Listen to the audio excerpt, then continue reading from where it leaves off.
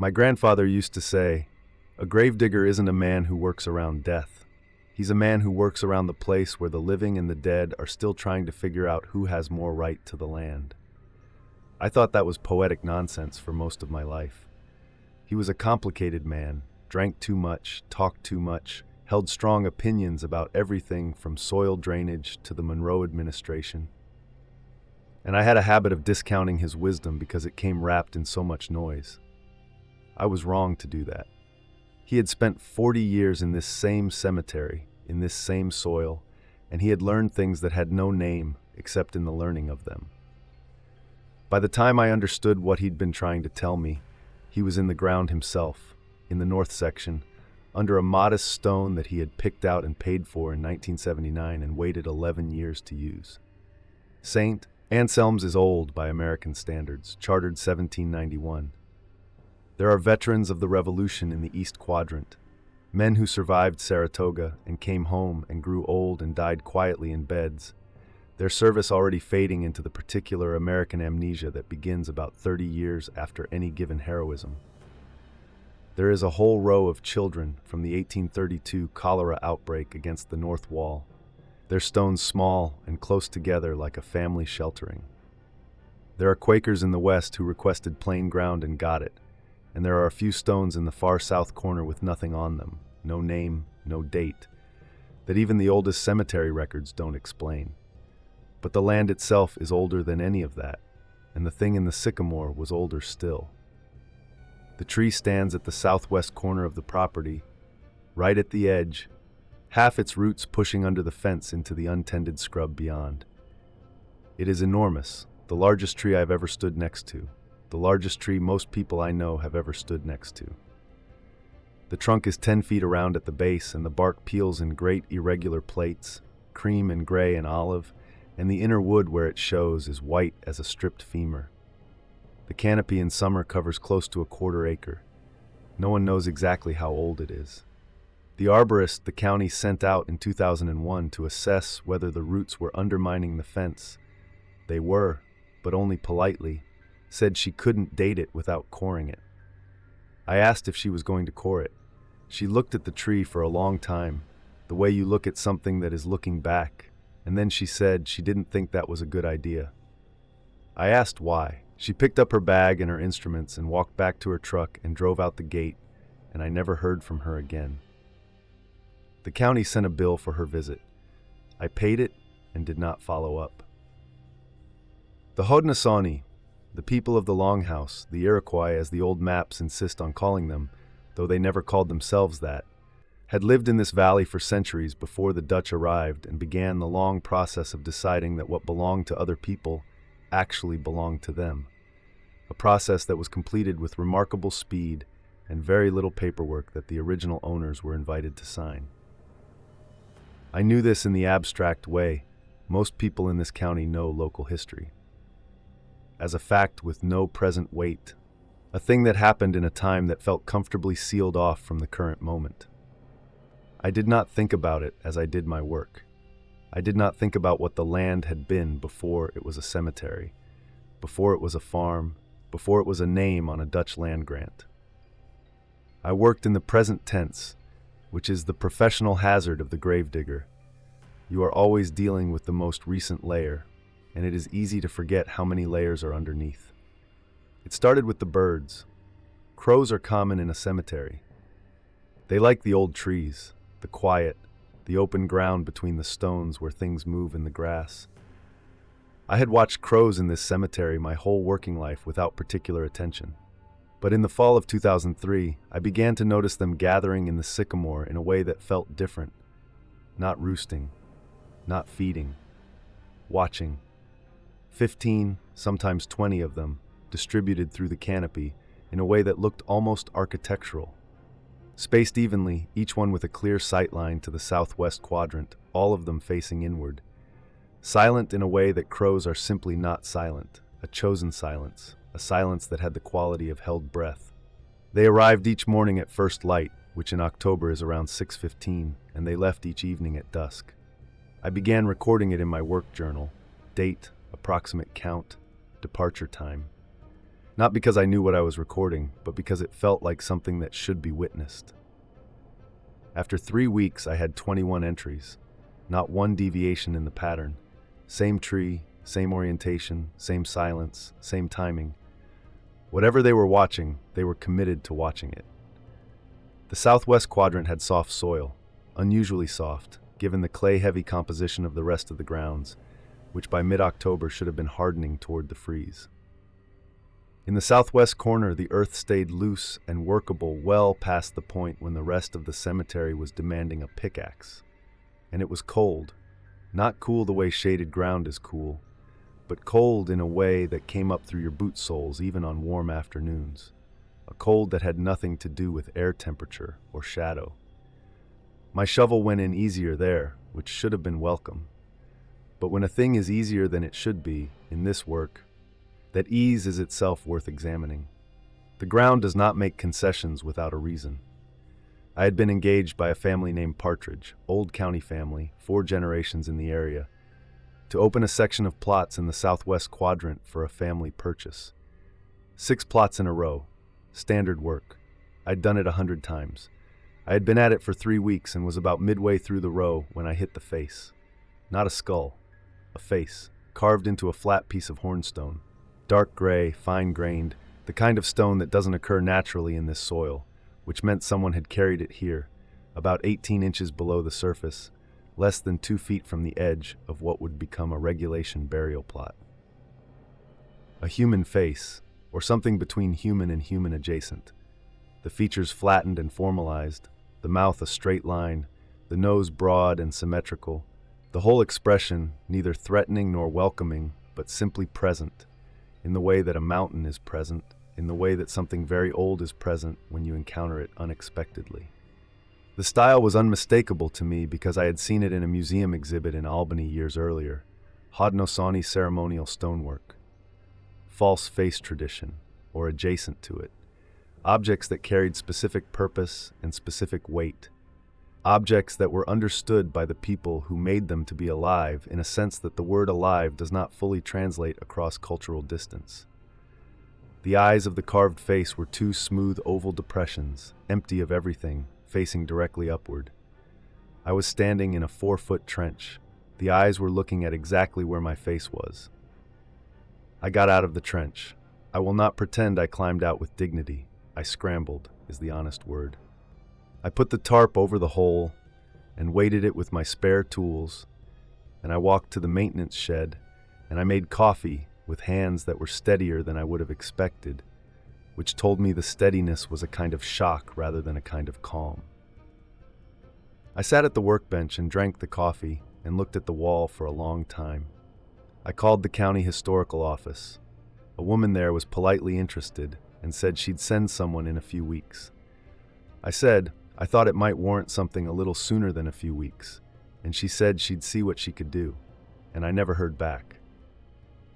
I then called the Unsettling Nation cultural office, which I had a number for from a consultation 2 years prior when we'd found some anomalous earthworks on the south property line.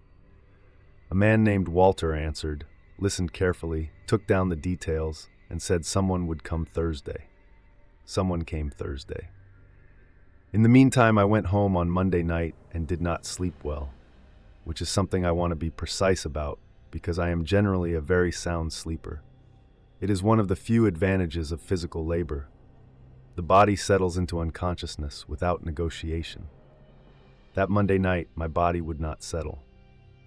I lay in the dark and looked at the ceiling and became aware, slowly, of something that I can only describe as weight.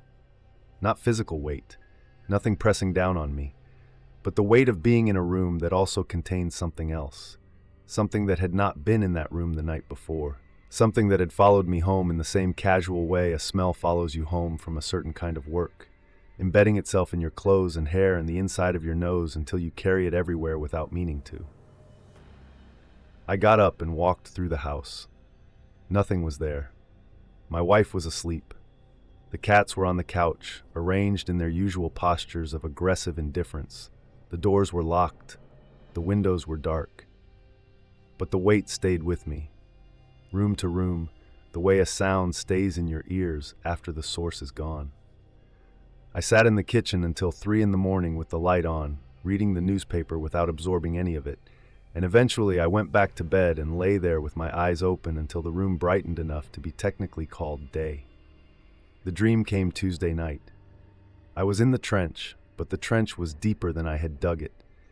12 feet, 15, impossible depth, the walls pressing close and dark, laced with roots that moved slowly the way things move underwater. Water was seeping through the clay at about chest height, cold water, coming through in a dozen small points that each traced a line down the wall like a finger. When I looked up, the opening was very far away, and the sky beyond it was not the sky I knew. It was a sky from a different time. A low autumn sky without contrails or telephone wires or any sign of the century I live in. The sycamore was leaning over the opening. Its white branches were intertwined above me like fingers lacing together, and from between them something was looking down. It did not have a face. That is the detail I keep returning to, because the carved stone in the trench had a face. And whatever was above me in the dream was not the thing the stone depicted, but rather the thing the stone was an acknowledgement of. It was the shape of attention, pure, patient, very old attention. The kind of attention that has been given to a place for so long that the attention has become indistinguishable from the place itself. It was looking at me the way the land looks at everything that moves across it, without judgment, without emotion, with only the absolute clarity of something that was here before you and will be here after you, and has no particular feeling about that fact, except the fact itself. I woke with my hands flat on the mattress, as if I'd been trying to push myself out of the earth. My wife was awake beside me. She said, "Calvin." I said, "I'm here." She said, "You were making a sound." I asked what kind of sound. She thought about it for a moment and then said, "Like you were trying to remember something very important and couldn't quite reach it." Thomas came on Thursday. He was perhaps 45, quiet in a way that was not unfriendly, but was clearly deliberate, a man who had learned to take up exactly the space he needed, and no more. He carried no equipment. He had a small canvas bag over one shoulder, and he walked the cemetery from the entrance to the southwest corner without any particular hurry. Stopping once near the old oak in the center section, and putting his hand on the bark for a moment, then continuing. I walked with him and did not talk because he had not invited conversation, and the silence between us was not uncomfortable. He looked at the carved stone for a long time without touching it. He crouched beside the tarp I'd removed and studied the placement, the depth, the orientation, the way the surrounding soil differed in color and texture from the soil 3 feet away. He took a small notebook from his bag and made notes in it. At no point did his expression suggest surprise. It suggested instead recognition, the recognition of someone encountering a thing they have been told about and are now seeing for the first time with their own eyes. He told me that the site was significant, that there were almost certainly other markers nearby, at intervals that reflected a specific ceremonial geometry. That the carved stone was not a burial marker in any sense I was likely familiar with. It was not marking where someone had been put into the ground. It was marking a location that mattered for other reasons, a place where the work of the living and the needs of the dead intersected, where ceremony was possible in both directions. He said the land in this area had been used for this purpose for a very long time, long before St. Anselm's, long before the Dutch land grants, long before the earliest date on any headstone in the East Quadrant. I told him about the crows, about the cold ground, about the wait in my house on Monday night, about the dream. He listened to all of it without expression and then sat quiet for a moment and then said, "The site is aware that it's been opened." That's the word I'd use, aware. Not angry, not threatening, aware.